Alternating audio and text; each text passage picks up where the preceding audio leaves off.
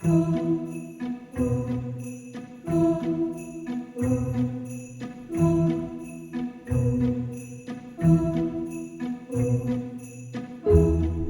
three wise men were on a long journey to follow the special star. They did not know where the star was leading them yet, but they knew it would be a very special place, and they were full of excitement. Look at the star, it's shining so brightly. The wise men rode their camels. He's fast, boy. Through and across the hot desert. So they stopped for a little bit. And take some few minutes to relax before they keep on going. They shared some bread and dates. We eat sandwiches. Or they shared some sandwiches and spent time talking about their adventure. I wonder what we'll find at the end of the journey. I think it'll be truly amazing. Let's keep following the star. As they were setting up camp, they saw the sky light up with twinkling stars and a gentle breeze. The star they were following seemed to shine even brighter, as if saying, "You're on the right path." The star looks so close tonight. I feel like we're almost there. Yes, I can't wait until it leads us. Let's rest well tonight. Tomorrow we might reach the special place. The wise men got comfortable in their tents, and they started to doze off, dreaming of the wonderful things they might find. I'm bored. Boring. Even though they were tired, they were excited, knowing that their adventure was leading them to something wonderful. And in the morning, the wise men packed up all of their belongings and moved forward on their journey. They approached a city with their gifts and their hearts full of wonder.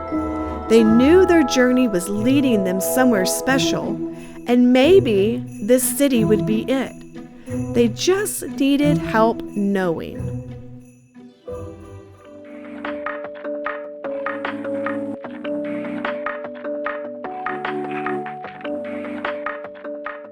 Hey guys, welcome back to Primer Podcast. We are in week 2 of Advent.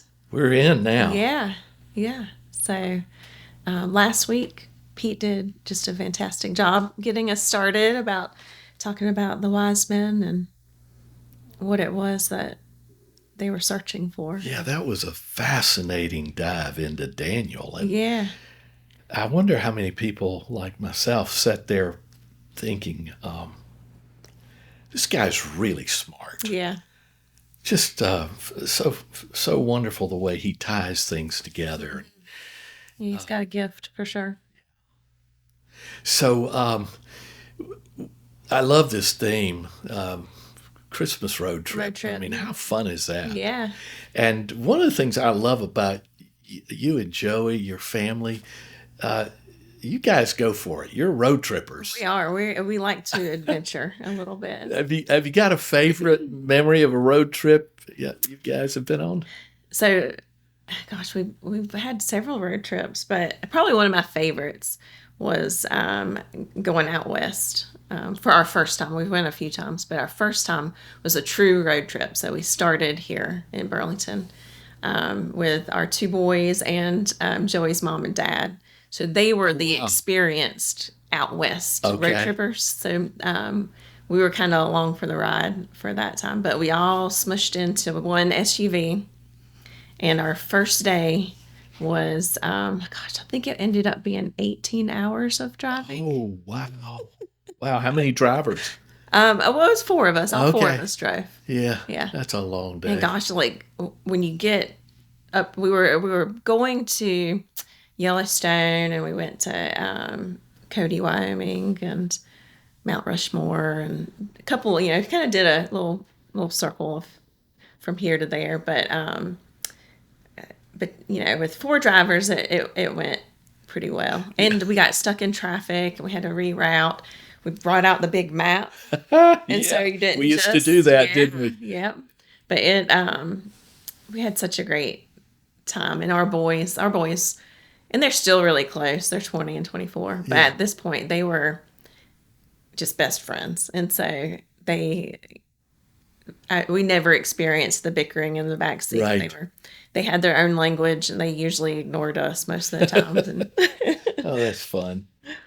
how about you? What's a favorite road trip of Well, yours? golly, I've been on a few hundred, Yeah. but I just happened to be thinking about one today because it's my best buddy's birthday from childhood, and we've stayed in touch across the years. But when we were late high school, I had already found what my gifts were hidden in the closet. And one of them was, remember those little cassette tape players?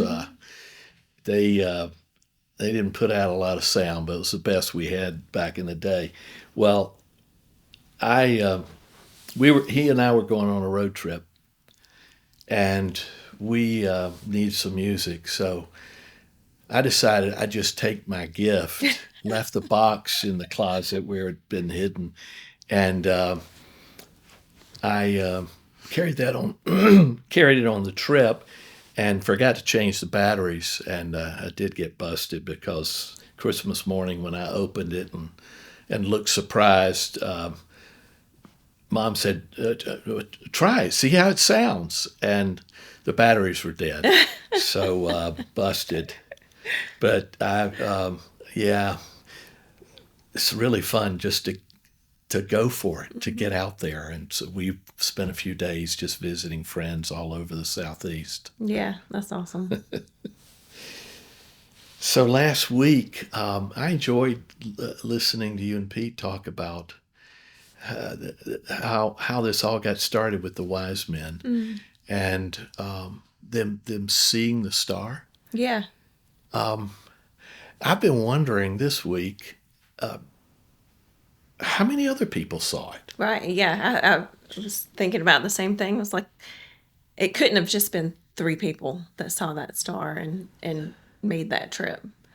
So it does make you wonder, like, what it was about these 3 people that made it such an impact that they made it into the book. Right. Because my thought is, more than likely there's some Jewish families that knew the tradition of Daniel, knew the writing of Daniel, and so they would have seen the star and went to see Jesus. But there was something different about the wise men. I just admire their tenacity and courage and willingness to take this huge risk. They don't know where they're going. They don't know how long they're going to be gone. They don't know if this whole trip is going to be a bust or a dream comes true. Yeah. And I've wondered, as they were packing their bags and heading on their way, I've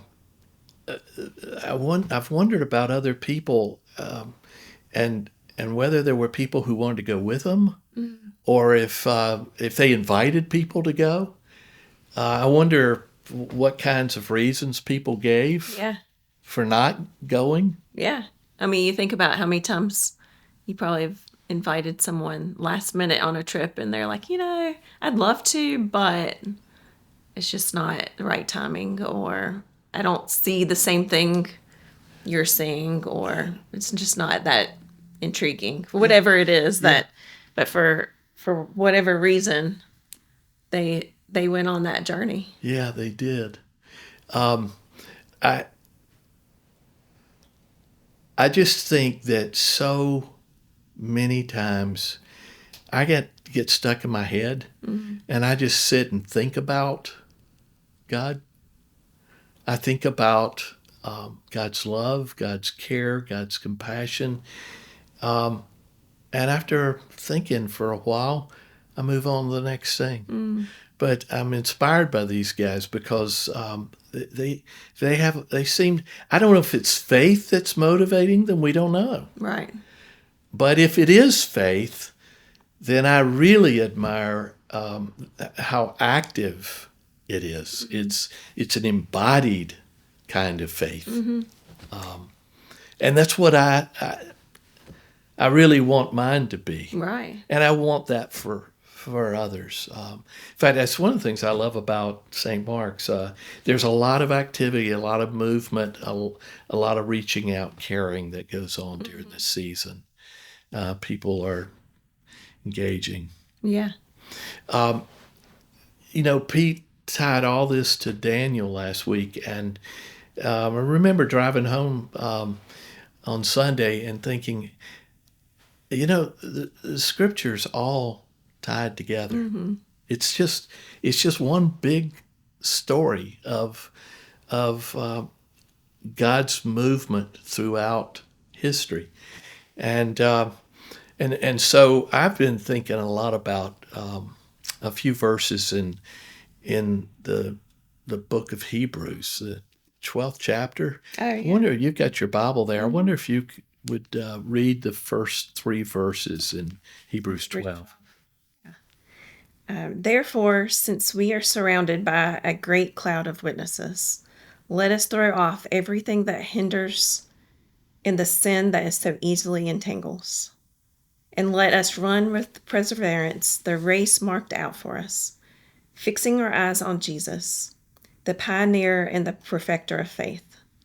For the joy set before him, he endured the cross, scorning its shame, and sat down at the right hand of the throne of God. That passage really leaves me thinking about the wise men. Their perseverance. Yeah. Their throwing aside. They left home. I was going to say they left everything they knew behind. It was a remarkable thing they did. And that's what the writer of Hebrews is talking about. So I'd like to be that person described there. Yeah, me too. I think the story of the wise men is something to look forward to in our own lives, not just in this Advent season, but all year long, to have that wonder that they had, the want to know the true King. And you've heard me say this probably 1,000 times, that only the person who has experienced the love of Jesus truly knows what the love of Jesus is. Right. And once you have experienced it, nothing else in the world will ever be more beautiful or desirable. Right. And I'm praying for our community this Christmas, that people will see who he really is. Yeah, me too. Well, thank you. And guys, I hope that you are just continuing to run towards God and look towards that star, and pray that you just experience some good connection in your group this week with these questions, and we will see you next week.